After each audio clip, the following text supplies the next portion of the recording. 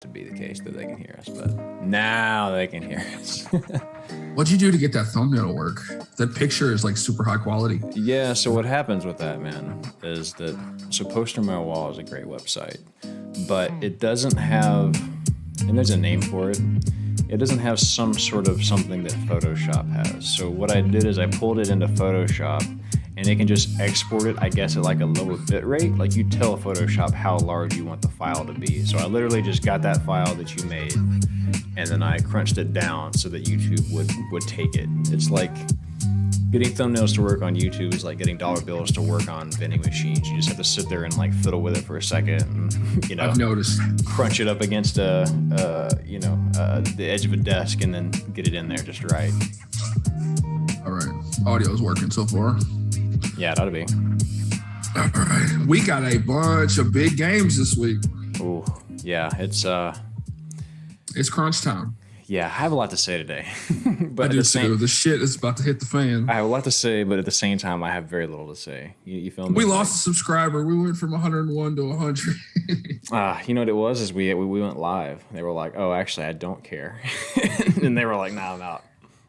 They're like, "Fuck this shit, I'm out." That happens, but that's normal, man. Like I get that shit because I'm super hyped about getting to 100. Yeah, that's a big deal. 3 digits, baby.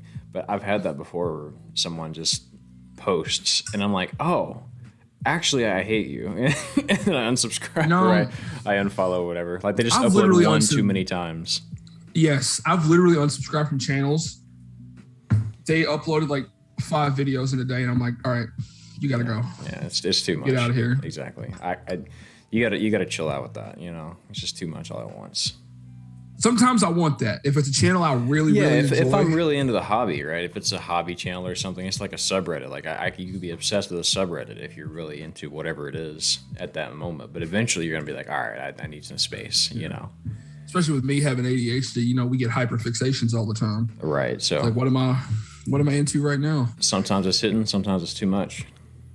For sure.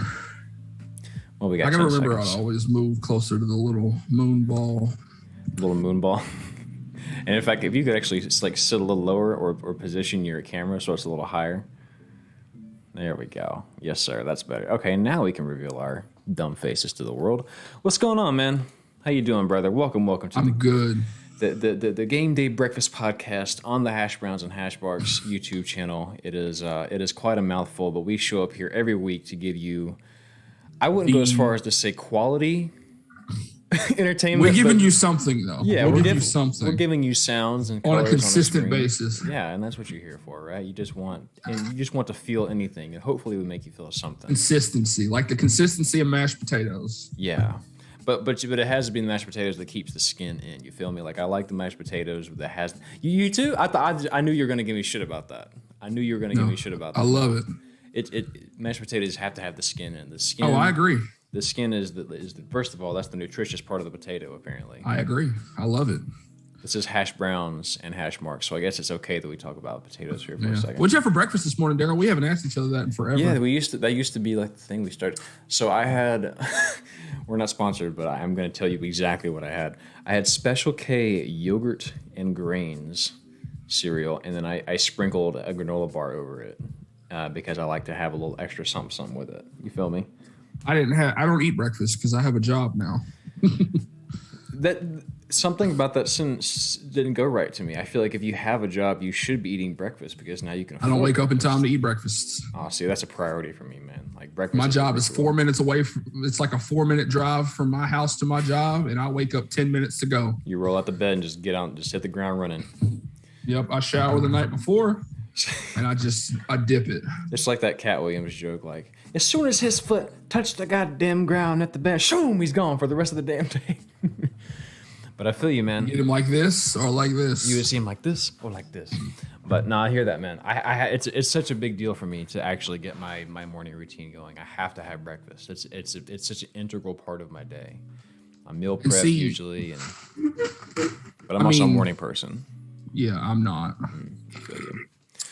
Well, like it all.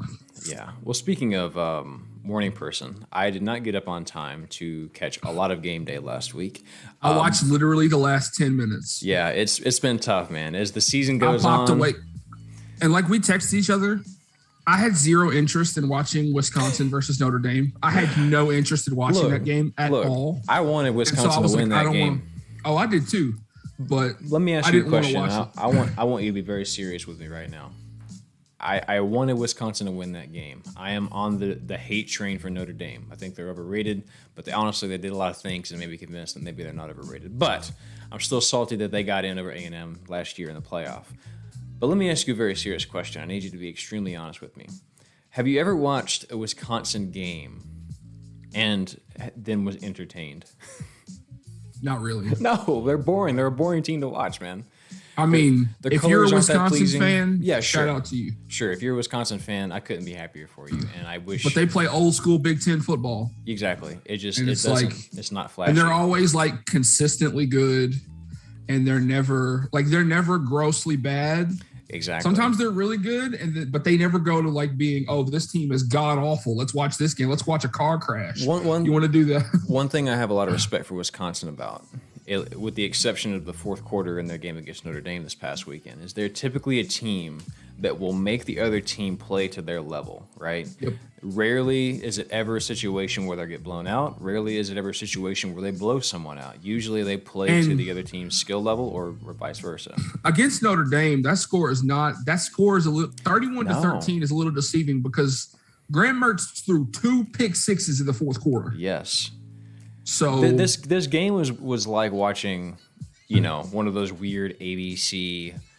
Without those 2 pick sixes, the final score would have been 17-13. Yeah, what it was for Wisconsin fans watching this, it was probably like watching like one of those weird the CW or ABC like shows that are like those episodic series that start out pretty good. You're like, okay, I could get into this, and then by like the 5th season, it's just gone off the deep end of crazy. That's kind of what like Arrow did. Yeah, exactly. I haven't watched Arrow. Arrow was so good. I haven't watched Arrow in a long time, but like the first few seasons are really good. But that's always what it is at some point they have to get crazy to keep ratings. Well, this game, things just changed. And look, I was watching this game and I was cleaning during it, so I didn't actually get it. One of the quarterbacks got hurt. The guy that was coming in from the former Wisconsin quarterback came in that was at Notre Dame, right? You know about this. Jack Home. He got hurt, didn't he?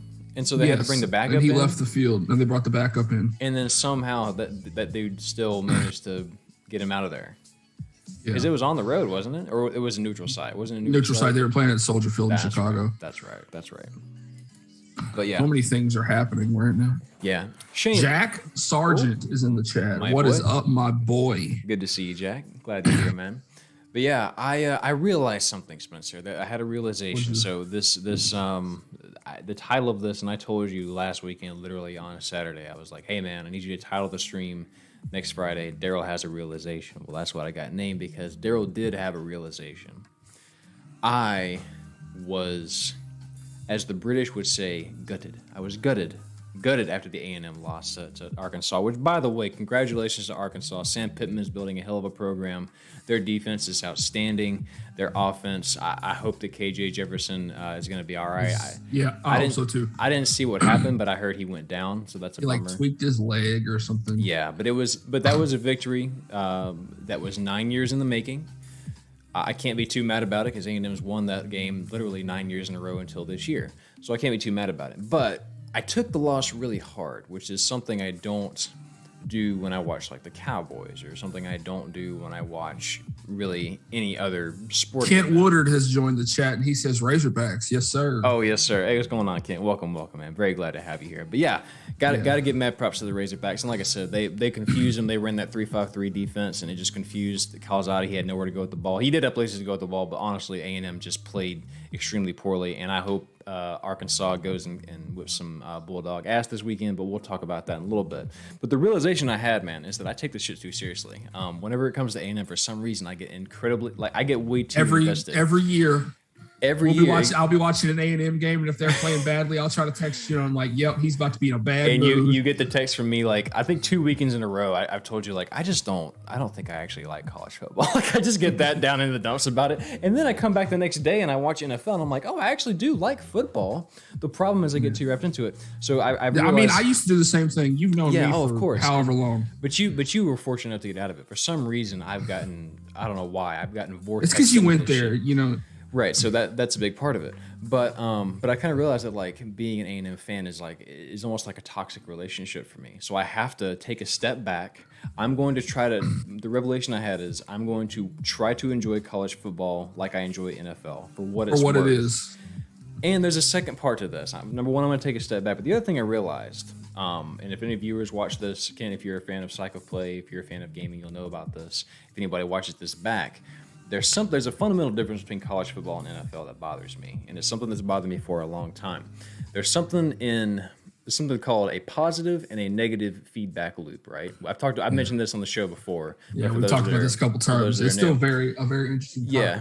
Okay, but the easiest way to think about it, in Mario Kart, you're playing Mario Kart. Everybody's playing Mario Kart. You play Mario Kart, right? The worse you're doing, the better items you get. Mm-hmm. The better you're doing, the worse items you get. The reason for this is to keep it interesting, right? If you're doing bad, you're going to start doing better. If you're doing good, you probably are going to start doing worse because people are coming for you. They call it rubber banding. They call it rubber banding, exactly. The NFL is built like that. The NFL is built to keep things interesting. So when the Cowboys have a shit year, they go 4-12 or whatever they do. Suddenly, they get a really high draft pick. Then they go get Zeke Elliott, and the next year things are fun and everyone has a good time. But that's the issue with college football, and that's the reason I take losses so seriously, is because it's make it, take it. In college football, if your program is crap, if you start losing a lot of games, you start losing recruits.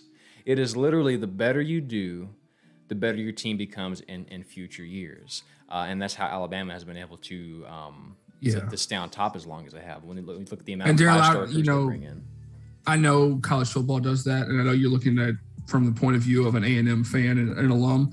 I promise you, A&M is fine in recruiting. I promise they will be okay. To be clear, you're absolutely right. They're going to be fine. It is. Although there are a lot of A&M fans, some of my buddies that are like losing their shit about this, and it's the end of the world. It's doomsday. It is not that. Play the SEC, like you're in the SEC, you're going to lose some games. You're going to have some off years. Unless your name is Alabama. Because your starting quarterback got hurt, your O-line is young, et cetera, et cetera. But yeah, it's not a panic button for me, but it is very much a realization of like, I gotta chill. I gotta step back and realize it doesn't really matter. So that was the realization I had. So, but yeah, Arkansas's got a good team, man. They're playing well. They do. And in fact, that leads us to the play of the week if you want to do that. Unless you then we'll talk about the thing I want to talk about. Perfect. Play of the week, I'm actually. issuing you a challenge. I mean, you already know what I'm going to say, but... Oh, yes. I can't wait for that. That's going to be fun. So, Arkansas, what are they doing that's so good, right? A couple things. This one play I found, we always do a play of the week. Usually it's just to sort of explain, just show a fun play, something crazy happened. I thought it might be more a learning opportunity to help myself cope with this loss by showing this, because this is an Arkansas play that went really well. So A&M is here. It says, as someone who went to the University of Arkansas during Bobby's scandal, I got to say this will pass. A&M will be back on the upswing. Oh yeah, it'll happen. For sure, Exactly. Bobby Petrino is a scumbag, and any university or person that hires him or backs him is equally as much of a scumbag as he is. It just goes to show that recovery can happen. He's a jellyfish. Yes, and he doesn't have a spine. 100. So, but it just goes to show, like you can recover. So I'm not worried, but I am saying I need to like chill for a second. I need to take a step back. But that's how I was about the Cowboys. Mm-hmm. But this is chill. This is what Arkansas was doing so well. They're running this 3-5-3. I mean, they got 3 guys down, and of course they have the 5. They have 5. They're basically playing 5 linebackers, and they're kind of versatile. Sometimes you may have one that'll step back and be a safety on certain plays. But what is hard to do is to go lateral when you play 5 linebackers like this. You have so many people back here that are not rushing the quarterback that it's really hard to sort of go lateral. The way to beat it is to go deep. We'll talk about that more later whenever we discuss the Georgia matchup that they have this weekend. But it's hard to go deep on them, so it eliminates the deep ball, and it's hard to go lateral. It's hard to get out here because they rush the ball, or they just attack the ball. So that's what you're going to see here. It's a little out route here, because I was going to throw it in there immediately there. And that was kind of the tell of the game, because on this play, let me go ahead and pause it here. Yeah, these two are supposed to catch these blocks. It's supposed to be heads-up blocks here, and then maybe he beats a guy. Maybe he beats this. I think that's actually, I'm pretty sure that's Bumper Pool. He's supposed to beat this guy, but he doesn't, because both of these blocks just get missed. They just blow right by him. They were so on top of it. Arkansas's defense is really good. That 3-5-3 is extremely dangerous. I just showed the wrong screen. You mean 3-3-5? No, 3-5-3. It's 3-5-3? 3 down, 5 linebackers, And then somebody's running like a 3-2-6 defense this year in college football, and I love it. I don't remember who it was. Maybe it's the same guy that's only kicking, that's not kicking at all. It's the guy that's going for it every fourth down. For Presbyterian University. We need to check on them. Yeah, we do. Yes, Kent, that's a great point. The defensive end they have is a nightmare for A&M. Exactly, and that's the thing is that the A&M O-line is first of all, the O-line is young, the quarterback is young, the decision-making just wasn't there. They tried to run like an RPO to sort of keep them keep the defense guessing a little bit, but Calzada just held on to too many. I think if they run the ball a little bit more, and of course it's tough because your O-line is young, and of course Arkansas I think has like 4 or 5 seniors on like in the box at least. It was just a bad matchup for them altogether. So Spencer picked them to win. I picked them to win because I was just having hope. I was delusional, but Spencer's right. And Arkansas got it because they're the better team. And like you like kind of knew that I was going to pick Arkansas because like I could see the way the wind was blowing, and I was like, it's the right pick, and they were the better team. They were the better matchup easily. Yeah. So. But you have a thing. I do, Daryl. I would like to issue you a challenge. You already know what I'm about to say, but I'm going to pretend like I don't. Do tell. I'm big into college football merch and memorabilia and like cool little trinkets and knickknacks. I respect it. I probably shouldn't be, but it's cool. So I would like to challenge you. Okay. I would like to challenge you before our show next week. Okay. I want you to find some kind of cool college football merch, whether it be a t-shirt, a hoodie, a pair of shoes, a glass, a cup, a mug, some kind of something. And I'm going to do the same. I'm going to find one, and we can come back and we can compare them, and then we'll let the people vote. Come back and have a show and tell. Yeah. Don't spend over $20. Don't go crazy.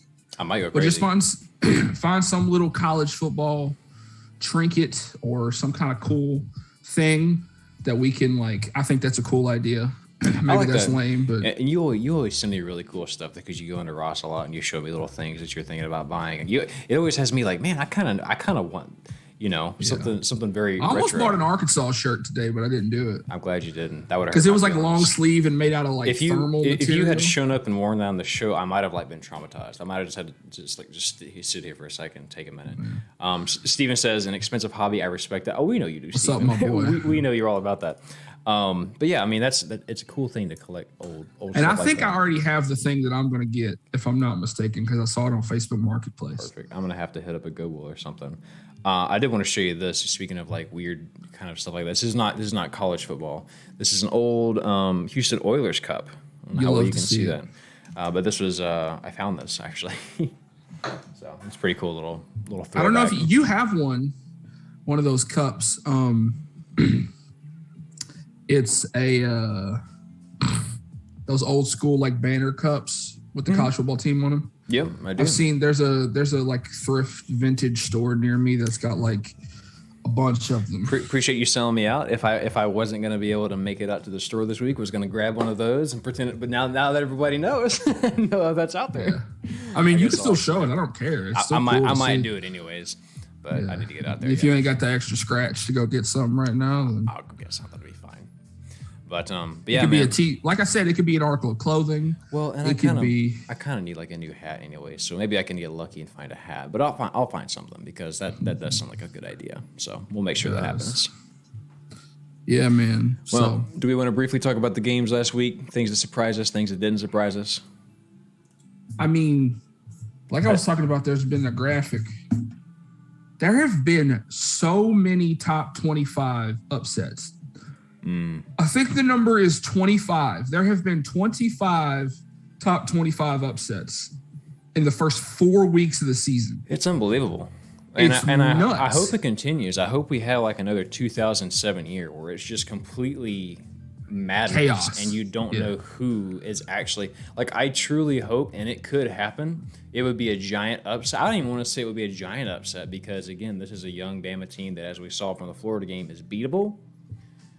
Ole Miss has an opportunity this weekend. We'll talk more about it in a bit. They have a great offense. It could happen. You got to look at the way they played them last year. Mm-hmm. Exactly. So, and is it? I believe it is in Tuscaloosa this year, right? I almost said Tallahassee, but I was like, that's incorrect. Florida State. That's just another Tallahassee's Florida State. I was like, that's another T-town. That's the reason I'm thinking that. Yeah. But yeah, looking at last week, there was a couple good games. UNLV, of course. I was so ready to give you shit about Fresno State. We have this, for some reason this year, we have this giant UCLA-Fresno State rivalry. I don't understand it. I'm still pissed off about UCLA losing, but I understand you're big on Fresno State. I knew they were about to lose to UNLV and 0-3 UNLV, and then they didn't. They brought it out and then they didn't. Scored 16 points. Boy, Tate Martell couldn't get it done. No, sir, but he almost did. He was almost savage enough. But after this game, I heard he's transferring again. He's going to go to Bishop Sycamore. Bishop Sycamore. I almost bought a Bishop Sycamore shirt. They're selling T-shirts. I want one so bad. I mean, how do you not, right? Steven says, upset is what Daryl is going to be after I finish him off in fantasy this weekend. Steven, let me tell you something. 0-4 for me is never going to happen. You're going down. This is a bad time for you. This is the revenge game. We hadn't even played yet before. It's not really what you call that, but this is a revenge game for me for the first 3 games. I'm coming out hot. It's time to rebound, man. This is the comeback arc for me. But I just want Will to trade me Tony Pollard, and I'll be all right. Hey, look, man, don't put your eggs all in one basket. I gotta teach you how to be a better fantasy manager. I mean, I think I'm doing fine. I have Patrick Mahomes and you're Derrick doing Henry on my fine. team. You're doing fine, and you're not 0-3 like me, but you could be better. That's all I'm saying. So yeah, we had a couple good games. Georgia, of course, took care of business against Vanderbilt, gave them a big goose egg. Oregon took care of business against Arizona. Oklahoma and West Virginia, not as much of a smooth game. Spencer Rattler was literally booed, and they want the backup. They want the backup, and honestly, you get it, right? Because he's been fine. I mean, they were talking this man up like he was going to win the Heisman at the beginning of the season. Yeah, exactly. And he and like, I don't blame him. He's an Oklahoma quarterback under Lincoln Riley. Sure. But I just think there's enough film on the Lincoln Riley system now that people know what to do. Well, right. And that is the thing, right? And that is a whole sort of discussion is there like a life expectancy on a playbook? Is there a life expectancy? Is there an expiration date on sort of an offensive potentially formula? Unless your name is Alabama. Well, but the thing about Alabama is they evolve. Well, they evolve, but not only do they evolve, but they constantly keep the best athletes in college football running it. Oh, for sure. So, of course, they're going to have, reasonable success at minimum, But, yeah, that's a troubling situation over there. Not sure how that's going to play out, but it wouldn't surprise me if they lose a game, and it is very much – if you look at the Oklahoma schedule, when is the next game that they could realistically lose? It feels like any of them they can lose. Kansas State, that's the one they always do lose, right? They've lost the past 2 times to Kansas State, and they're playing in Manhattan this week. They're going to Manhattan, and then they're getting easier. They got the Longhorns next weekend, who look refreshed under Casey Thompson. Next weekend's a big weekend in college football. Mm-hmm. Yes, it is. This weekend is huge. A big weekend in college football. There's a lot of things happening because of the way things have turned out. Also, in about 5 minutes, we got a game kicking off. Oh yeah, who's playing? Number five, Iowa. I started to say who we playing. Iowa is going to undefeated Maryland, quietly 4-0 Maryland. But not week on the Maryland. Road Friday night game. Watch out, we could have a top 5 upset. Yeah, you're not lying. We'll talk about that one in a minute. But also no, Iowa's too good. Iowa keeps rolling. Iowa's really good. I'm big on Iowa. I'm big on Iowa like I'm big on UCLA, even though they have that one loss to what we have established is a good Fresno State team. Watch out. They're still in the Penn State took care of business against Arkansas. Texas A&M, of course, lost their game. Penn State against Arkansas. Texas A&M against Arkansas last weekend. Just recapping. And then Clemson falls to NC State, to your point. Did you watch that game? Oh, my God. I caught the ending. I can't believe they missed the field goal, and that wasn't the end. Like, that should have been – any time you go against a top 10 team like that and you're unranked and then you lose or you don't close the deal when you have a chance, that's usually it. I mean, like 2 or 3 years ago, NC State had Clemson on the ropes and missed a field goal to win the game, and Clemson came back and won. Yeah. But this time they didn't. Right. That's what's supposed to happen. But this time it didn't happen. Like, Paul Feinbaum says that's it. He says that Debo's Dabo's dynasty is over because I kind of agree. I don't know. I don't know that I do. I think it's too early. I think if you get to like year 3, year 2, And maybe, like, of ukulele. look at this, but like we said all last year, this season was going to be nuts. Yes. And it already has been. Mm-hmm. It's already been crazy. And it's going to even get more crazy because we're getting into crazy big conference matchups. Yeah. We're getting into a bunch of shit. Well, so many teams that are starting fresh, right? At Arkansas, we talked about Arkansas a lot already today, but Arkansas is one of the teams that has a lot of seniority. There's so many guys back, but you look at Alabama, look how young they are. Look at how young Florida is. Look how young A&M is. Look how young Clemson is. There's so many teams right now that are just young, and not that that's a bad thing. You got other teams that are playing like super 6-year seniors. Yeah, exactly, and right, because of COVID, so they've been able to come back. Some of these guys that wanted to that would have left to have another year of eligibility are sticking around. These are NFL caliber guys now playing. You know, now it's not NFL coaching, but I mean it's at that age. You're stronger. You're more intelligent with the game. You have a better feel for things. Oh, for sure. It's just, seeing all these upsets. Who lost? Let's look at all the teams. Number 7 lost last week. Mm-hmm. A&M was 7. Number 9 lost. Ohio State finally got him a win after struggling. They struggled against Tulsa. They did. Baylor took down teams. Iowa State, by the way. Which I predicted. I told you. Yes, you did. And I got to give you props on that one. Baylor did. Baylor's in the top 25 now. Undefeated Baylor. They got a big game this week. Baylor scoring in every quarter, which is always a good sign. It means that you're able to make the adjustments needed.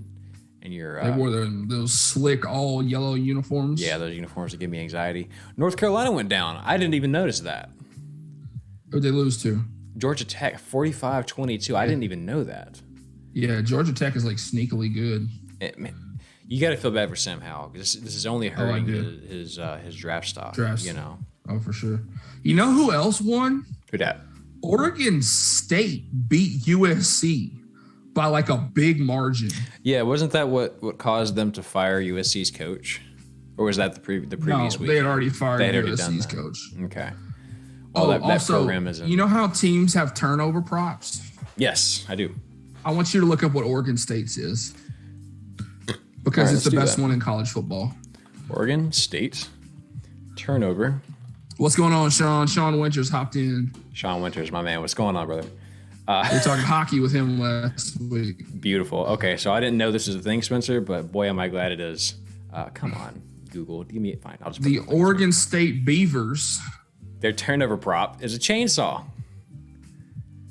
This is that can't be safe, right? They can't have. It doesn't have a blade on it. Okay, no blade. I was gonna say it can't have gas. And I don't even think they turn. I don't think they turn it on. It's they just have it. They just have it. That is. Lincoln Ross hopped in, said, "Hey, they've been loving the podcast so far this year. Keep up the work. Appreciate you."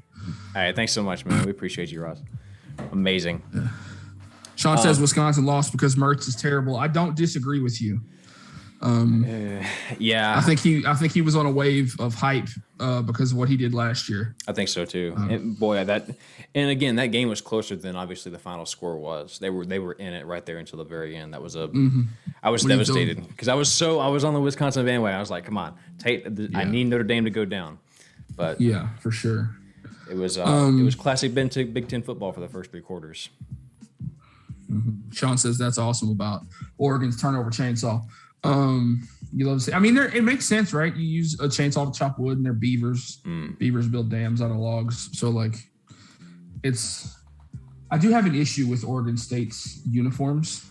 On the front of their chest. They got some new uniforms like last year or the year before, and on the front of their chest, instead of saying Beavers, it just says Beeves, and I hate it so much.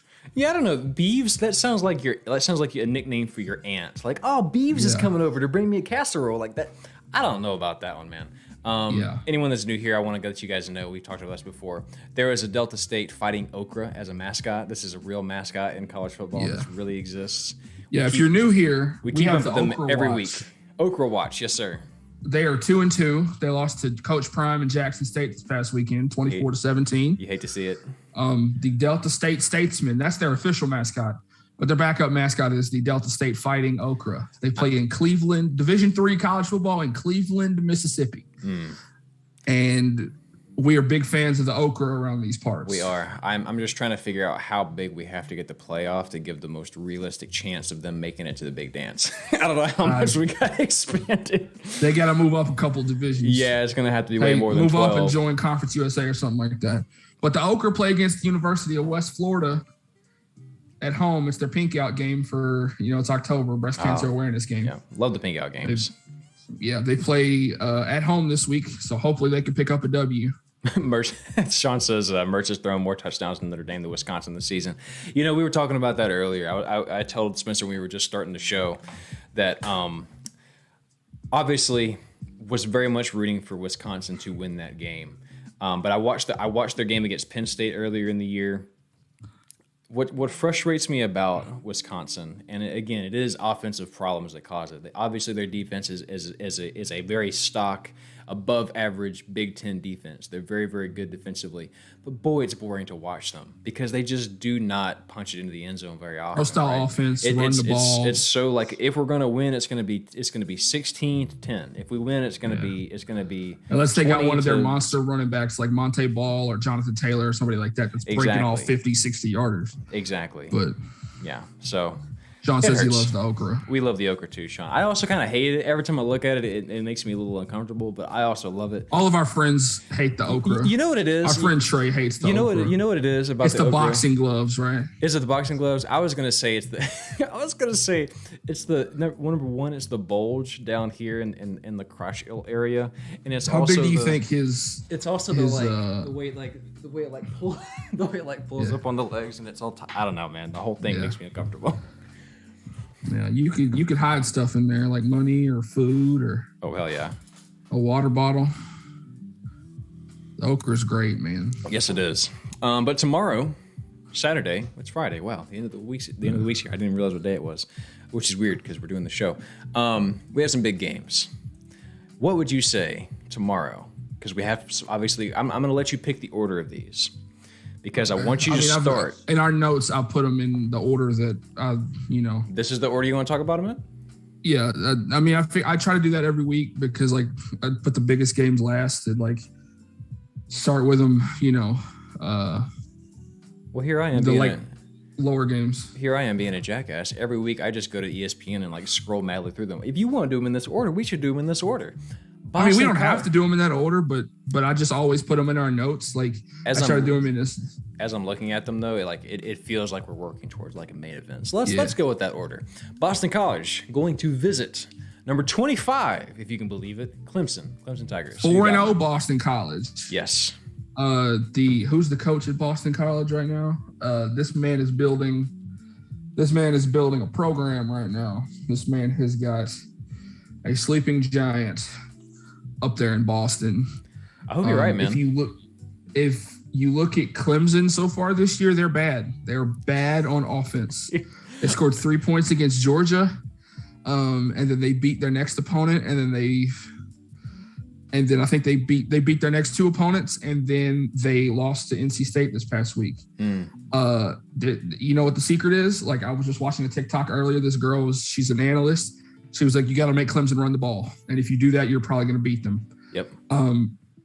If you look at the game last year between Clemson and Boston College, it was the one game of the year where Trevor Lawrence had to sit out because of COVID protocols. Oh, that's it was the one game last year when DJ Uiagalelei started. Mm-hmm. And Boston College almost beat them. Yeah, they looked incredibly.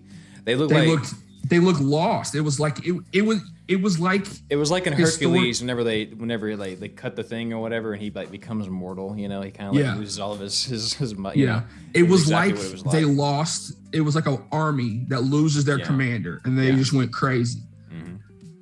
So still pulled it out because they were more talented. Yeah, but Boston College made a couple of mistakes in that game. Clemson 14.5 point favorites in this though. I don't like that number. Oh, damn, if you're betting, don't bet on this game. I don't like that number sir. at all. I'm picking Boston College here. Even though Boston College is on the road, they played them. I think they were on the road last year against Clemson. I'm gonna pick Boston College. I think Clemson's bad, and until they prove to me that they can play with these other ACC teams that they're gonna have to play this year, give me Boston College. Yeah, it's a ballsy pick. I like it. I don't have the balls to do it personally. I do think that Clemson's going to bounce back. I don't think that. I think it's going to be very close. I think exactly. It's going to be close. It wouldn't surprise me if Boston College did pull it out. I think Clemson is able to do it. I think Ungalele is just young. He's still green. He's sitting. He's kind of he's in the same boat. To be honest with you. And people don't think this is a thing, but let's be honest, it is. When you're in a big school like this and you're the next quarterback after a Trevor Lawrence, when you're the next quarterback after a Joe Burrow, when you're the next quarterback after a Kellen Mond, look at Calzada and how much a Spencer Rattler having to come in after coming after Jalen Hurts, it changes things. So and it creates that giant expectation. So I think you just give Ungalele some time. He has the talent. We've seen it. But I agree. If they make them run the ball, if they can shut down Ungalele, I think it's going to be a long day. But I do think Clemson gets it done. So give me the Tigers. Lincoln says, do you think DJ's a better player right now or last year when Clemson played BC? I'm probably going to say right now because, obviously he's progressed. But I haven't watched enough of him to accurately answer that question. You'd have to think better now, right? Because he's getting the first team snaps. You can maybe make the case that there was a little bit more talent surrounding him last year, but I do think that now he's just getting the snaps. Last year, of course, it was very different because he sort of had to come in and it was very last second. So I think that if this DJ Ungalele goes into that game last year, I think they win a little bit more comfortably. He's more familiar with the system, of course, and he again has the reps. But yeah, I think he's better now. But I think this Boston College team, to Spencer's point, is also better now. So we'll see how that goes. There's if you want to look it up, there's a really cool play from last year. Boston College ran a fake punt against Clemson, and it got them a first down. Now I'm kind of curious. Now I gotta check this out. And it was very cool because Joe Tessitore was calling the game. And his son plays for Boston College and got to snap the ball on the fake punt. So he got to call his son. Oh, that's awesome as hell. A very good thing to, try to improve his team's chances. I don't remember his son's first name. It's just Tessitore. Here we go. Here's the play. Let me put it on screen for everybody real quick. They beautifully executed. Ended up getting them the first down. Whoa! It wasn't even a fake as much as it was a formation change last second. I think they tried to draw them off sides. That's exactly what it was. I like that. That's aggressive. That is aggressive, and they ended up getting it. But it's not aggressive in that they just kind of went for it. You could say that's aggressive, but it was a smart type of aggressive. It was make the special teams unit. Catch the special teams unit sleeping. Because obviously you're not going to send your starting defensive line out there on special teams. Exactly. But yeah, man, they ended up drawing them off sides and ended up trying to extend their lead. But it was just cool because Joe Tessitore got to watch his son do something cool. Yeah, you'd love to see that, right? And I think it was was it recently that Kirk Herbstreit's son, did he get to call the game that his son was playing in? His son plays for Clemson. Yeah, his son plays for Ohio State, right? He plays for the Buckeyes. Am I mistaken? I thought he played for Clemson. Well, let's check them. Kirk Herbstreit played for Ohio State. Yeah, but I'm pretty sure his son did too. Unless he's got two sons, one plays at Ohio State, one plays at Clemson. Yeah, Zach Herbstreit. Zach with no C, just the K. And yeah, he is tight end for Ohio State. Yeah, he's there. Okay. I could have swore he had a son at Clemson too. Oh, he got the most Disney Channel haircut I've ever seen. Look at this dude. Look at his haircut, right? He looked like he just came off the set of Sky High. That movie is underrated. You guys see that movie? Yeah, the movie's very underrated. But, all right, next game, my guy. We got Florida, number 10, going to visit Kentucky. The Wildcats quietly 4-0. Again, 4-0. What is this season, man? Why are we getting all these sneaky good matchups early? Yeah, 4-0. Florida on the road. Number 10, Florida, who just, coming off this last good game against Alabama. They just beat Tennessee real bad this past weekend. Florida's really good. I haven't watched any of Kentucky this year. I just know they're 4-0. Yeah. I'm not going to make another ballsy pick on this one. Not a team you really watch, Yeah. I mean, my wife's family's from Kentucky, so. But you watch basketball. Yeah. I'm going to be watching. I'm going to be cheering for Kentucky, but I think Florida wins. Yeah, I was very impressed with Emory Jones's grit last week. Of course, they make that field goal. Who knows what happens? Again, it just goes to show that Bama is a team that can be competed with. It's very difficult to beat a Nick Saban team, but certainly be competed with. So they're mortal. They got Florida as a touchdown and a half favorite over this Kentucky team. Give me the Gators too, but it should be a fun Close. game. I don't know that it is. I think it might be close for a little bit. It's at Kentucky, but I don't know enough about Kentucky to sit here and say that there's anything special about them.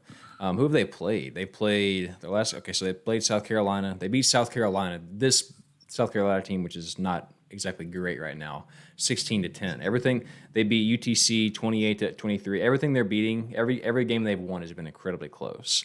I think this is Kentucky we're talking about. Yeah, I think this is a Kentucky team that's, I don't want to say get exposed, but just the light of truth will be shown. You feel me? I remember, what was it, 2 years ago? I think Kentucky played Florida, and Kentucky needed that one stop, and Florida scored that long touchdown on that end around. Oh yeah, that was crazy. Oh yeah, big time. Yeah, Sean Winters. That was a great haircut, right, Sean? And Sean says, I think Florida is a pretty good outside chance to win the SEC. I agree. I think the Florida-Georgia game this year is going to be incredibly fun. But everyone's that wins the East. Yeah, exactly. So that'll be fun. Because nobody else is competing for the East right now. No, not really. So, but yeah, that should be a good game. Looking forward to that one. The next one we got on the docket is Ohio at Rutgers, the undefeated Scarlet Knights. And of course, as you know, Rutgers. Number 11, Ohio State. Going to Rutgers. What time is this game? I was the exact That's going to influence my pick. What time is this game? Exactly. I have to know what time it is. I think it might actually be a night game. Hang on. Let me find the damn thing. Is it a night game? Where you at? Damn. Is it at the top of the list? I'm looking for it, my guy. Where's it at? Ohio State and Rutgers. Here we go. It is going to be. First of all, can you pronounce the town that Rutgers is in? Piscataway. Piscataway. Is that how you pronounce it? This game is at 2:30. Dang it. 2:30. And it's early. If it was like November, 11 a.m. kick. Yeah. Or a night game. Yeah. I might have picked Rutgers because it's at 2:30. I'm going to take Ohio State. Yeah, I mean, you look at Rutgers, but look at what Ohio State's done so far, right? They lost to Oregon. Yes. Then they struggled against Tulsa. They struggled against Minnesota, which they struggled against Minnesota. Has panned out to not be great. Yeah, Minnesota really did sell their soul for like a 10-win season 2 years ago. They did. They called somebody and made something happen. But I really thought they were going all the way that year. Had a good feeling. I think Rutgers keeps this close in the first half somehow. Mm-hmm. But I think Ohio State just has the talent to pull away in the second half. If this would have been an 11 a.m. kickoff, I would have been like, Rutgers might catch them sleeping. Mm-hmm. It's in Piscataway, so that's a heads up for Rutgers. But I'm going to be cheering for Rutgers, but I think Ohio State wins. Yeah, same as you, man. I'm going to go ahead and take Ohio State here. You look at the quality loss you have against a Michigan team that Rutgers has lost to Michigan by a touchdown. It's a quality loss, if you want to call it that. I think this Michigan team is good, maybe not great, but this is certainly the year. There was a year that Jim Harbaugh is going to pull this off. And also, I said Rutgers was undefeated. They're 3-1. They're 3-1. Yeah. Yeah. Sean says Rutgers played Michigan close last week, a home game against an overrated OSU team. I think I'll take Rutgers. I kind of agree with you, Sean. Look, it's a coin flip. Again, I am not the person. This on our show, you're going to come to realize that Spencer is the ballsy picker. I always am like, but every now and then I'll fly off the radar. Now this is one I would expect you to pick Rutgers in, but I just don't. I almost did. If it was the time of the kickoff that influenced my pick. Sure. If it had been a night game, I think I might have taken Rutgers, but give me Ohio State close.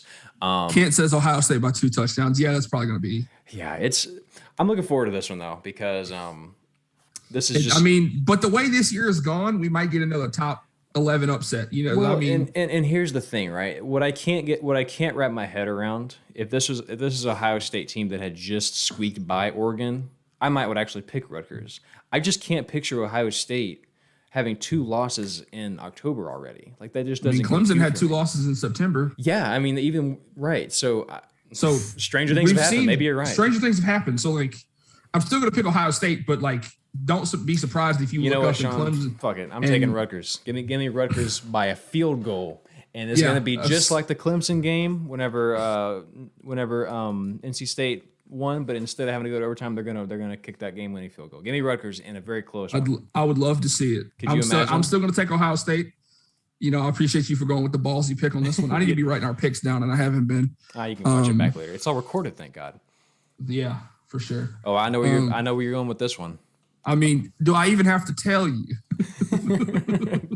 Do you even have to say anything? Yeah, man. Oklahoma visiting Kansas State. This is a game that a better lineup at Oklahoma has been able to has lost twice in the past 3 years, I believe it is. This is a matchup that has not historically been good for Oklahoma, and they're playing at an all-time low. Past 2 years. 2 years ago, they got them in. They upset them 38-35 in Manhattan. I think that was the score. I think it was 38-35 in Manhattan. Right. And then last year, it was 48-41 in Norman. And so until Oklahoma proves to me that they can beat Kansas State, I'm picking Kansas State in this game every time. Kansas State just has Oklahoma's number. And I bought this shirt last year as a little joke on the podcast to prove it. Unfortunately, that podcast, we had an issue with the audio, so the joke didn't really land, but I bought this shirt for $4 on Amazon. The joke did not land because no one heard it. Yeah. But there was no one in chat to hear it, so it doesn't really matter. Yeah, exactly. It's like the Bears. But yeah, I'm Kansas State, they were undefeated, but they played Oklahoma State. It was undefeated versus undefeated, Kansas State versus Oklahoma State. Oklahoma State ended up winning that game. I still think Kansas State's got a bunch of talent, so I'm going to pick them to beat Oklahoma. It's probably going to be close, like touchdown or less, but give me Kansas State. I think the key to this game, honestly, if you're a Wildcats fan here, is time of possession. Spencer Rattler, you give him enough possessions, they'll win, right? Because although he does run the ball with Deuce Vaughn. Exactly. If you give Spencer Rattler enough time, because if you look at his stats, I mean, honestly, the guy's he's thrown 3 interceptions of the year, 8 touchdowns, over 1,000 yards. They move the ball, right? They have a bit of red zone trouble, and of course, he makes a couple questionable decisions, drives that die early, and things like that. They stall out. The way you're going to beat this team, the way you're going to beat this Oklahoma team right now, especially because they are struggling so much defensively, is you Kansas have State to runs dominate. The ball well. Yes, you have They've to got dominate. One of the best running backs in the Big 12. So they need to, if they can get up early and then just starve them out for the rest of the game. I think that's the game plan. Hand the ball to 22 like 40 times, and you'll be fine. Yeah, I totally agree. I love that his name is Deuce and he wears 22. That's great. Bold pick. Sean says bold pick for KSU. I love it. I'll join you KSU by 6. Yeah, give me Kansas. Give me Kansas State. But they make a K statement tomorrow. Yes, he makes the same goddamn jokes every year. K State. I mean, nobody heard it last year, so beautiful, Sean. Love it. Lincoln says OSU by at least 20. I think OSU is good enough to punish Rutgers' sloppy mistakes. You're probably right in that regard. Honestly, I think Ohio State is the right pick, but I just got a feeling, man. Something about it. I had to make a ballsy pick this week, but Ohio State is probably the better team. I think honestly, eight times out of 10 they do win that game. But we'll see, man. Maybe I'll catch one of the two tomorrow. Baylor, Oklahoma State, going to visit the Cowboys. Another Big 12 matchup for us. Who you got, my man? Kent says we're all in for KSU. Hell yeah. I agree. The universe needs Kansas State to win this game. Because if it's Baylor, not them, it's going to be State. If it's not them, it's going to be Texas, right? They're playing much better under Casey Thompson. Oh, for sure. But yeah, so I think Oklahoma might lose 2 games in a row, but we'll get to that next week. Yeah, possible. Baylor and Oklahoma. I haven't watched this Baylor team at all. I haven't watched Oklahoma State either. Yeah. But they're both undefeated. Matt Canada, he's the coach at Baylor now, former defensive coordinator under Ed Orgeron at LSU. And so. Yeah, I mean, you look at the schedule for both of these teams, right? Oklahoma State is winning all these games close, but they've actually sort of had some pretty tough matchups. They beat that Kansas State team we were just talking about. They beat them in a pretty close game. They beat Boise State on honestly what a lot of people are considering a really bad call. I think I sent you the play. If you talked about this, but if you watch the play, the ref thought the play was over with. Sure. And that's what you're supposed to do. You're supposed to blow the whistle. He had to make a call. Yeah, you don't. It's one of those things where you want to blow the play dead if you're concerned that someone is going to get hurt or run over, or whatever the case may be. Or if you genuinely think the play is over. Right, exactly. Which he did, so he blew it. They got the call right. It was a fumble. Right. Boise State did recover it. Mm-hmm. The only difference was Boise State picked it up and ran it back. Ran for a touchdown. They took the touchdown off the board, but Boise State still had a chance to go score. And they didn't, of course. And they didn't But of course, if you're a Boise fan, you're going to look at that and say, well, they should let the play out. And honestly, that was a thing that could have happened. They could have let it play it out, but it's a call. It's a referee's call, right? It's like if you're watching boxing. Human. And this is a poor metaphor, but if you're watching boxing, the referee can always step in and say, no, he's done, right? And maybe the guy isn't quite done. Maybe he's in that weird Rocky VI shit where he's like, he's like, oh, actually, I can go, and he could potentially win. But it's a safety thing. It's a call. It's a call, and that's just how it is. You want to win the football game, you got to win it. With the opportunities you're given. With the opportunities, like I said, I like Boise State, but Anyways, but that aside, Oklahoma State I feel like has a lot more quality ones. Baylor took down Texas State, Texas Southern, Kansas, and then of course Iowa State. Brock Purdy ain't pretty good this year. He's very middle of the road. So give me Oklahoma State here. I think they win. Yeah. I would love to see Baylor win. I think that'd be really good for them. But at home, I think they're playing in Stillwater. Yep. Playing in Stillwater, just home, and I don't like. And I it's said, a night game. Baylor's They're going to be rocking. Yeah, Baylor's only beating bad teams. Yeah, give me Oklahoma State. I don't think it's that close either. I'm gonna be honest with you. Sean says, I'll take Baylor. I feel like this is one of those classic 54-61 Big 12 games. I'd be down with that. I could really go. I feel like it's all over the yard. Yeah, I haven't really had that. I haven't really had that Big 12 shootout like we had in previous years. I've missed the Patrick Mahomes TCU games whenever who were they playing that year? It was like 51 to like you said, like 41.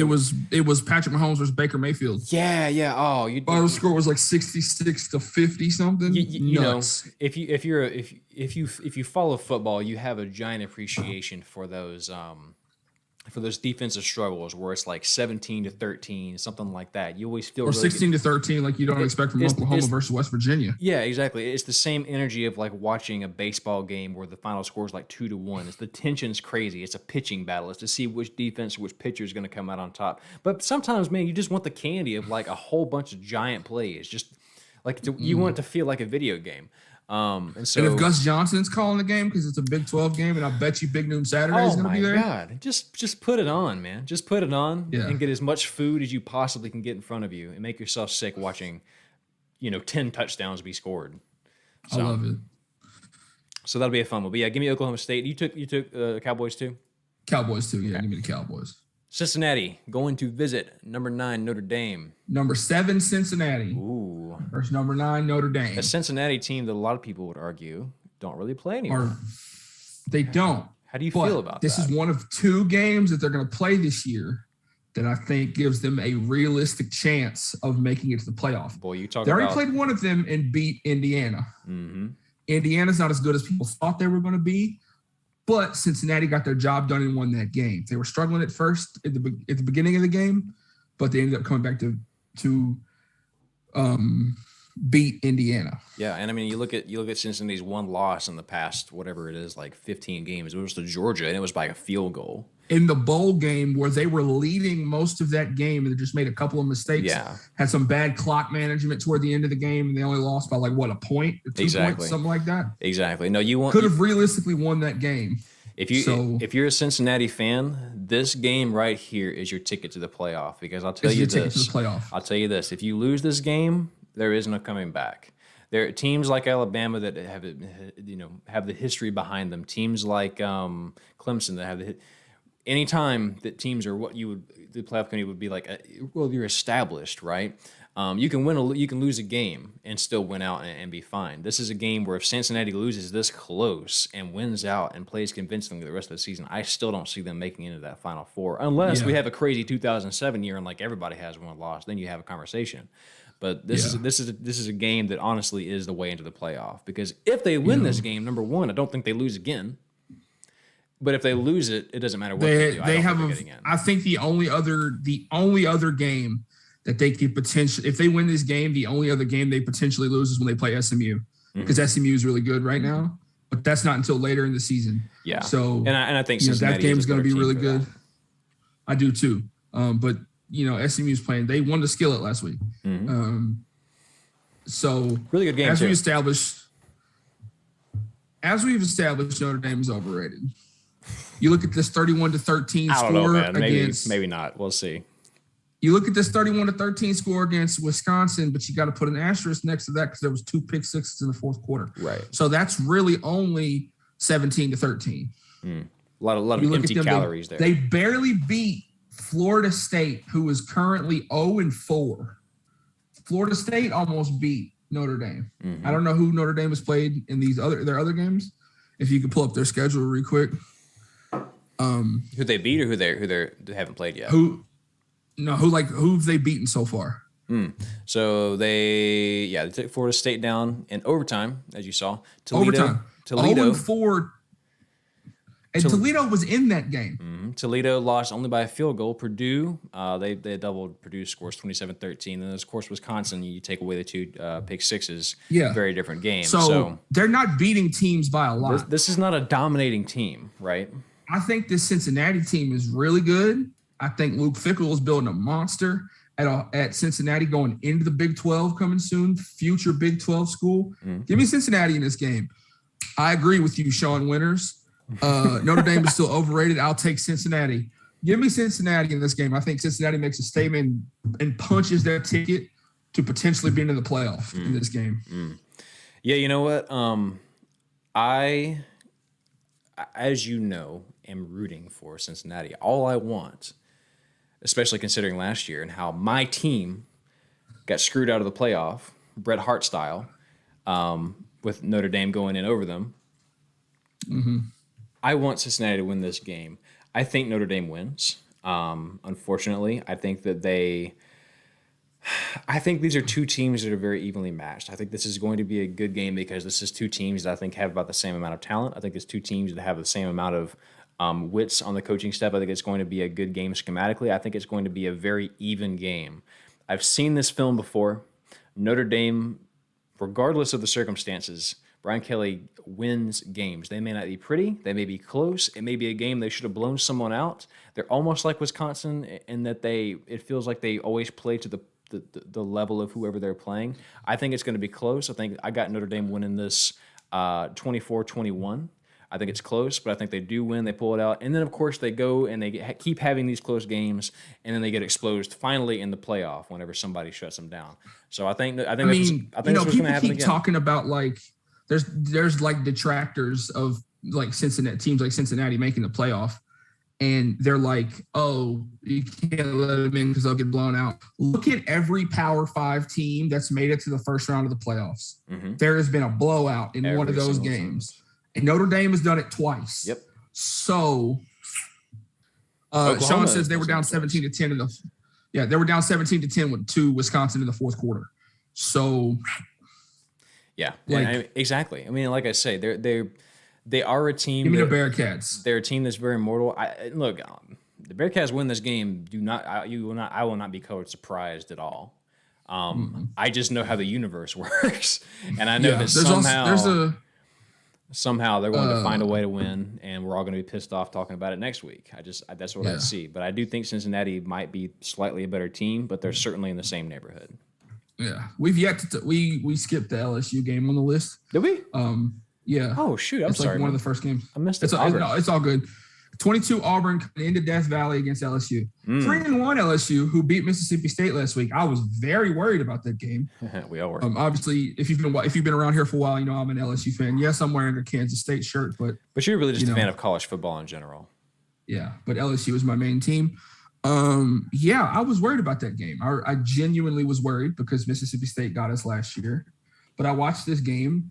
It was a fun game. And there was I don't know what it was about the atmosphere. It was like we were in Starkville. My dogs are barking. If you can hear that, I'm sorry. I barely. We were in Starkville. It was sun. It was like 2:30 kickoff. The sun was shining. And I feel like this is where developing I feel like this is where developing LSU team wants to be kind of under the radar, not in the top 25. Work the kinks out, play your teams, play who you want to play. Find a way to put out the fire, because there was a bit of a fire after last year. Yeah. In that first opening loss to UCLA. It was kind of panic mode in Baton Rouge, right? Yeah, it was. So bring Auburn in. Auburn has not won in Death Valley in the last 10 times they have come to Death Valley to play LSU. I feel like I should know that stat. I feel like I should know LSU that. is up in the all-time series like 34, I think it's like 33-23-1, 32-23-1 all-time series. Last year, Auburn beat the snot out of us. But Steven says we're dating ourselves. We really are. But who you got, man? That's what I'm waiting on the pick. Well, who you got? LSU. I'm gonna take my Tigers in this one. We always play Auburn tough. Auburn always plays us tough. Like, look, we only beat them by 3 the year we went 2 years ago when we went to the Natty. Yep. So I'll be honest with you. I think they've Auburn. got a quarterback controversy right now. They're going back and forth between Bo Nix and TJ Finley, who transferred from LSU to Auburn. Yeah. So we could see TJ Finley against LSU. So yeah, give me LSU. We always play. I think it's going to be another game like it was against Mississippi State. 28-25, close score in Death Valley, SEC kind of grindy game. Give me the Tigers. If this is during the The day, LSU Tigers, not the Auburn Tigers. But I promise you, I'm taking the Tigers personally. Tigers are going to win.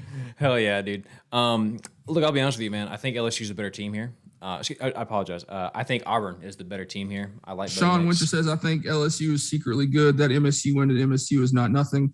I'll take LSU, but it should be one of the better games tomorrow. I agree with you. Yeah, I'm with that. I do think Auburn is the better team right now. I think they have a little bit more talent. I think that they're a better.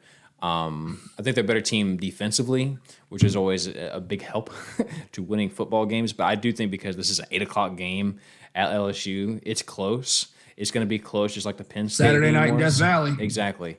It's going to be close, just like the whiteout game of Penn.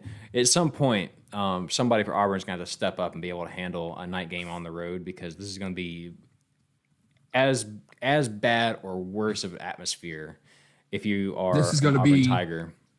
They're coming off week, of right? losing the whiteout game. And this Saturday, yeah. So obviously they're used to Death Valley, but it's still because of the atmosphere. Give me LSU. I do think if this is like an 11:00 kickoff and they are anywhere, even Death Valley, I do think that Auburn's the better team here. I think their defense is better. I think Bo Nix is better, but I think LSU wins because of the atmosphere. Personally, sorry folks to jump back to a game we missed. Anyway, they can't see the order. They don't give a shit. Yeah, your Aggies play Mississippi State this week. I think that's a W for y'all. Give me Mississippi State. But is that next on our radar?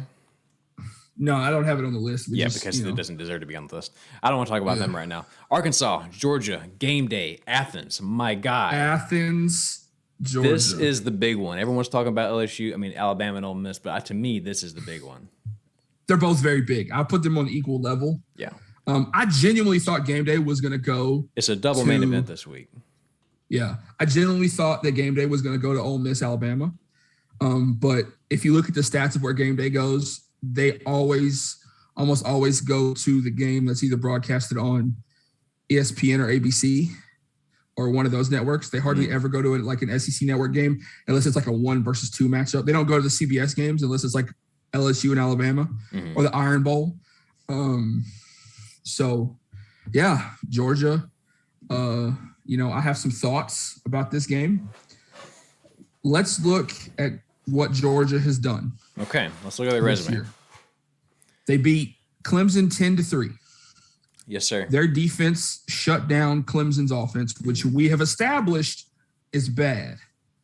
But Clemson's defense shut down their offense. I wouldn't say it's bad. I would say it's bad for Clemson. Yeah, it's bad. Clemson standards, it's bad for them right now. Yes, correct. Then they beat UAB by a bunch. UAB is historically a good team, but they're not on Georgia's level. Sure. And then they played somebody else. I don't remember. South Carolina. South Carolina. 40-13. South Carolina's bad right now. Mm-hmm. Got their revenge from last year. And 2 years ago. Oh, yeah, you're right. Got their revenge from 2 years ago. Right. Mm-hmm. Then they beat Vanderbilt, who is the worst team in the SEC and has been for years. They beat them 62-0, but that's not that difficult to do when you're playing Vanderbilt. Let's look at Arkansas's resume. They played Rice and beat them. Mm-hmm. Then they whooped Texas, beat the dog snot out of Texas. Right. And then I don't know who they played next. It was, who was it? Georgia Southern. Georgia Southern beat Georgia Southern easy. As you'd and expect. then, for the first time in 9 years, they beat Texas A&M. Right. And we've established that Arkansas's defense is very good. Last year on this show, Arkansas was very underrated, was very kind of lowly. Yes. And they played Georgia. And I made the ballsy pick of picking Arkansas in that game. And Arkansas, the score was like 7-5 at halftime because Arkansas's defense. Yeah, Arkansas's defense held Georgia's offense. Yes, they did. Now they didn't have JT Daniels. We'll come back to that. They didn't have JT Daniels, but they had a little bit of a quarterback controversy last year. Didn't have JT Daniels. I don't know who's going to play this. It's probably going to be JT Daniels, but I don't know if it's either going to be him or Stetson Bennett the fourth. Either one of those. I think this game is going to be like I said about the Arkansas A&M. This game is going to be bowling shoe ugly. I think so, huh? Interesting. Yeah. 2 run the ball, grind it out kind of offenses, except, Georgia's kind of throwing the ball to their big tight end. But it's like we've established earlier, it's hard to throw deep on Arkansas. Arkansas runs the ball very well, and they've got a very good defense. Game Day is going to be in town. I'm picking Arkansas to upset Georgia, to beat Georgia in Athens. On the road, I think this Arkansas team is for real. They've got a tough gamut of games this week, like these coming up. They've got hold on, I had a pop up on my screen. It said my internet connection's unstable, so if you lose me, I'm sorry. No, you're good. We can still hear you. You're fine. Okay. Can you see me though? Yeah, we can see you. You just kind of froze for a second, but you're good now. You're back to normal. Okay, cool. Keep going. You're doing good. I think it's Arkansas. You're killing it. I think this Arkansas. I'm sorry. I'm like somewhat worried. You're fine. I think this Arkansas team is for real. And I think they I think they get it done. They got a tough stretch. They're at Georgia this week. Yes. And I think they go to Ole Miss, or they get Ole Miss at home. Let me check. They got a tough stretch of 4 games. They had A&M. Yeah, then they go to Ole Miss, and then they got to Georgia, to Ole Miss, and then they get Auburn at home. Yep. I think if they can win this game, Game Day is going to show up for their game against Ole Miss next week. They're going to be in the Grove in Oxford, and I think if they can win that game, that I think in the game Arkansas versus Alabama is going to be the big game in the West this year. I do. Could you imagine the timeline of if Ole Miss beats Bama and Arkansas beats Georgia, and then suddenly next week we're looking at undefeated SEC West big matchup, right? That'd be phenomenal. Yeah, be nuts. So I'm taking Arkansas. You're taking Arkansas. You're taking Sam Pittman and putting your trust in that man. I respect it. Yes. I would love to do the same, but I think Georgia is an extremely good team this year. I'm taking the Bulldogs, and the reason is because of JT Daniels. He's got the deep ball. He's been phenomenal all year. That offense, what they've been able to do is take the top off of defenses, right? They've been able to push the ball downfield quite well, and of course, Arkansas running that 3-5-3 defense. It's wonderful because it gives you a lot of the underneath stuff. It does not give you a lot of the underneath stuff, right? So it takes all the lateral runs, it takes a lot of the short runs, and it takes a lot of the underneath passes out. But what the problem with that is you sacrifice a safety, meaning if your receivers, number one, are athletic enough, and number two, your quarterback can make those kind of throws, you can take the top off that defense extremely fast. So I look for Georgia to push the ball downfield early, get that defense on its heels, and then I think they're just going to open it up from there. I got Georgia winning it 31 to, let's say, 20. I think they're going to win it that well. But I hope you're right, because that's more interesting.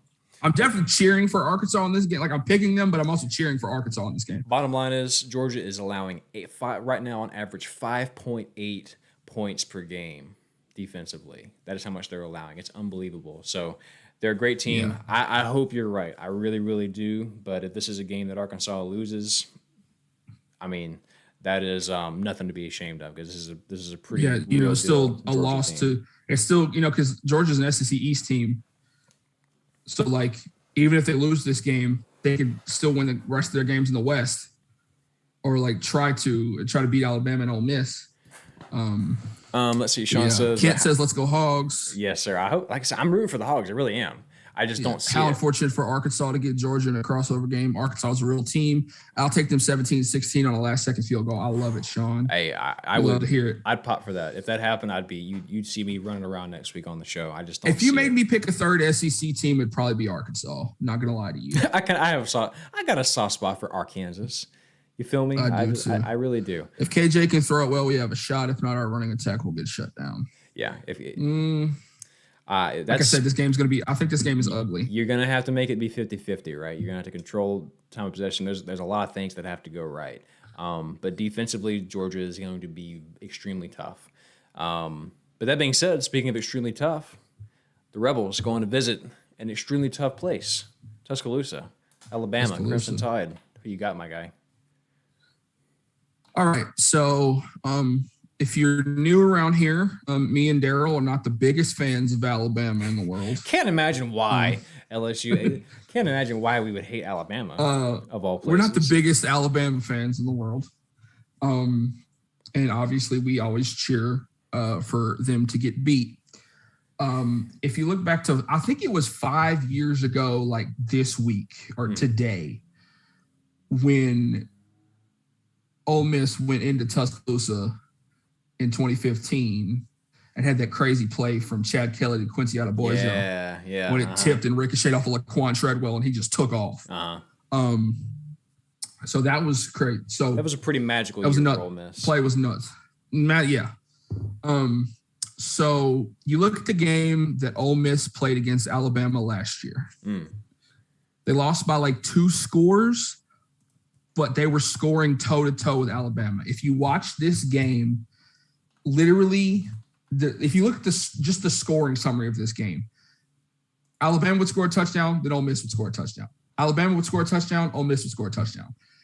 I don't think there were that many punts in this game. There were maybe a couple. Ole Miss lost this game last year against Alabama because of a bad snap. Right. Literally, that is what cost them the game. If you wanted it was a bad snap that made them, instead of scoring a touchdown like they had been doing, they had to kick a field goal. It was so strange. Both teams had over 600 yards of offense. It was nuts. That was the last time that a Nick Saban defense had given up over 600 yards of offense since 2014. Put this in perspective. Ole Miss went for 4 fourth downs in that game and got every single one. Them. Yes. Lane Kiffin is aggressive. This offense is amazing. Their defense plays well too. It's Alabama. They are the cornerstone. They are the law of gravity in college football. Yes. And to beat the law of gravity, you need a rocket. Right. Yeah. They are literally the bar when it comes to college football. To beat the law of gravity, you need a rocket. Exactly. And sometimes this Ole Miss offense kind of looks like a rocket. I'm not gonna lie to you. Alabama has a young team. They're very good. Bryce Young is very good. And they're going to play a very different script than Florida did last week as well. Yes. I think this game is very high scoring. Alabama's defense is better this year than it was last year, but I still think this game gets up there. In the numbers, I see both teams scoring over 30 points. I think both offenses kind of go crazy. But looking at Bryce Young's experience in these type of games, this is going to be his first real big SEC shot. Yes, he's at home, but the environment's going to be crazy. I think Bryce Young makes 1-2 costly mistakes, whether it be a fumble or a pick. He's very secure with the ball, but this Ole Miss defense is experienced. Ole Miss offense is very experienced. I think Matt Corral has a realistic shot to win the Heisman, and I think Ole Miss has a realistic shot to win the SEC West. Give me Ole Miss in this game. Yeah. I know I'm not the biggest fan of Alabama in the world. For people who know me, that's probably not a surprising pick to you. But just looking at the numbers, give me Ole Miss in this game by 10. No, I like the pick too. I do think this is going to go down to the wire, and honestly, for sure, I do think it's going to come down to. Honestly, to me, this screams the type of game of who has the ball last. Because I do think I think there's going to be a lot of lead changes in this game. I think you're going to see a lot of maybe one team gets away a little bit, the other team catches up. There's going to be a lot of drama in this one. We might, like last year, if you look at that score from last year, whatever it was what, 63 to 48? Obviously different teams then. But this Ole Miss team, I do think is for real. Last year, and you got to look at that Alabama offense last year. That was an offense that had Mac Jones, Najee Harris, Devontae Smith, and Jalen Waddle. Yes.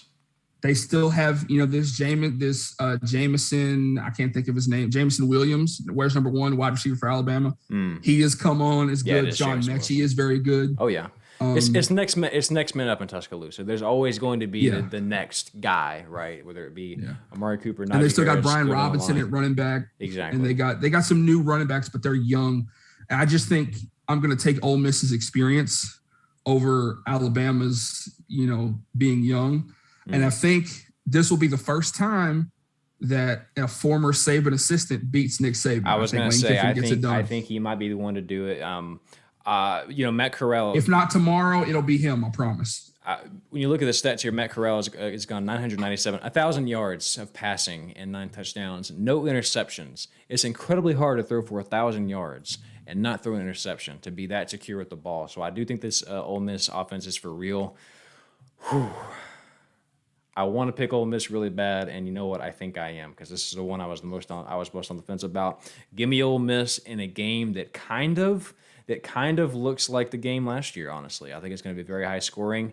But look for it to come down to a Bryce Young mistake or just an incredible play on Ole Miss's side of the ball. Yeah, Kent says Alabama is an easy team to cheer against for sure. Oh, I absolutely. Agree. Then Sean Winter said, I would love to pick against Bama, but I can't do it. It's extremely hard to do, right? But I mean, hey, this field, if there was a game they were going to lose this year, because you got to beat Bama early, because Bama only gets better. You got to beat them early. They always, if they lose a game, they either lose the Iron Bowl or they lose a game early, and that's just historically how it's been. And Auburn's not good this year, so and I've been saying this for 3 years on this show. This is the third time I'm going to say this. Every time the Iron Bowl matters for who goes to the SEC championship, Auburn wins. Yes. Period. Yes. Look at the stats. Yes, it's true. Auburn's not that good this year. They're probably not going to be in the running for the SEC championship because we have unless they go take care of the Tigers this weekend, in which case maybe. Unless they beat LSU, and then they can beat Ole Miss and Arkansas. I don't think that's going to happen. So here's the thing I'm about just going to pencil it in. Alabama wins the Iron Bowl. Unless something crazy happens. Here's the thing about it: that Ole Miss, that Penn State team we saw that get beat by Auburn get beat by this past weekend. That Penn State team might be for real. Let's be honest. They are for real. So, and I mean, let's check the score of the Iowa Maryland game. Let's check that. But yeah, give me Ole Miss. If there's, because obviously we both are it's weird that we would both pick against Alabama like that. Somebody has to have voice of reason. But if there was a week to pick a Bama upset, this is it. It's right this after this, A&M's not doing it. You know what I mean? Who did you want to check?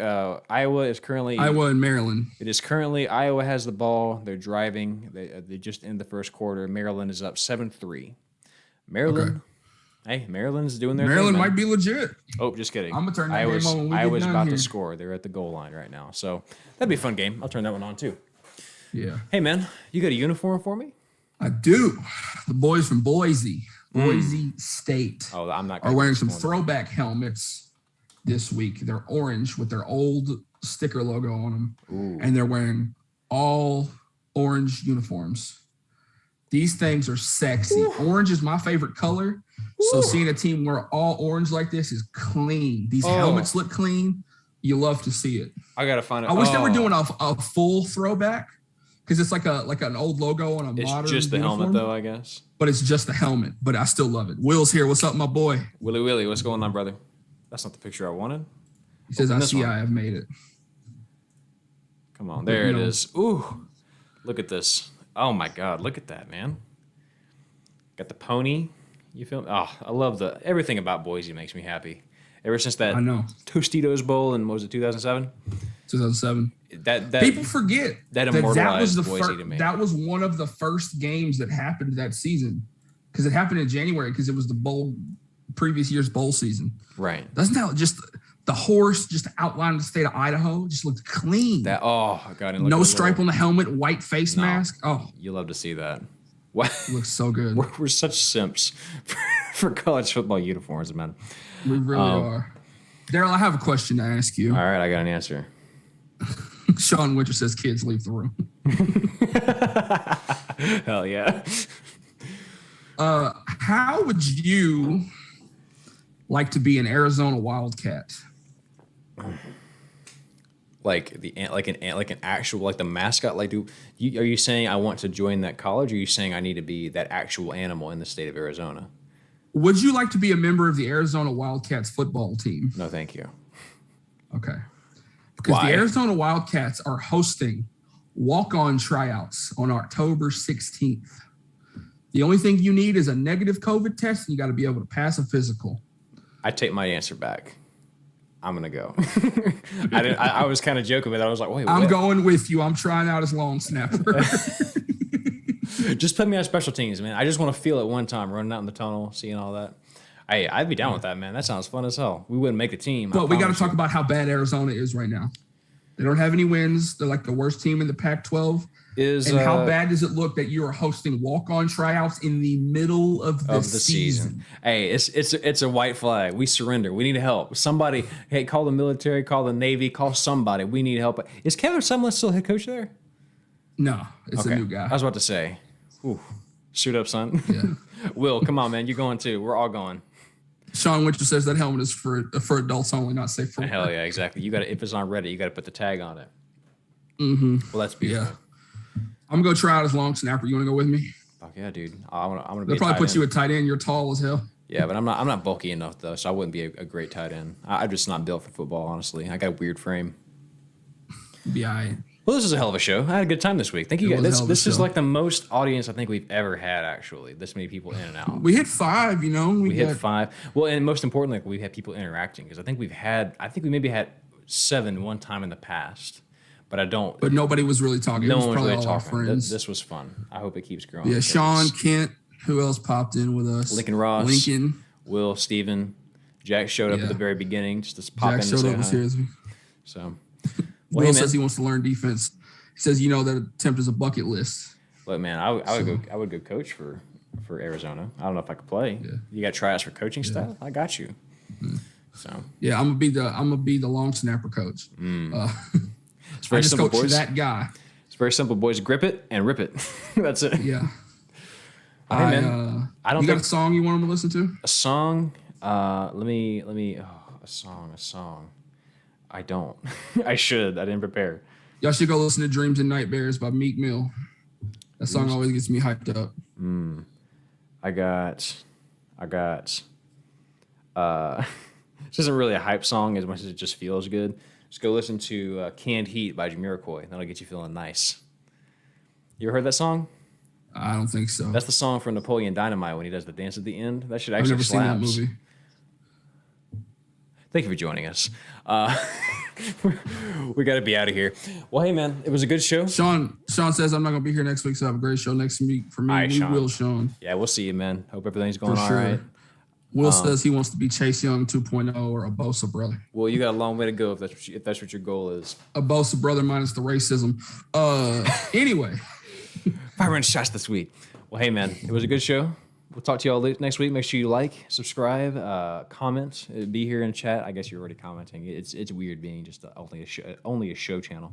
But thank you for joining us. It was a lot of fun. Spencer, you got anything you want to sign off with? You got a cold close? Not really. I had a cold open, but since we talked about Boise, it kind of didn't really work. Boise wears black uniforms sometimes.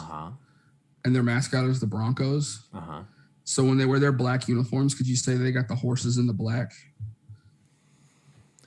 Thank you for joining us. I'm going to run the outro now. Bye, guys. See you next week.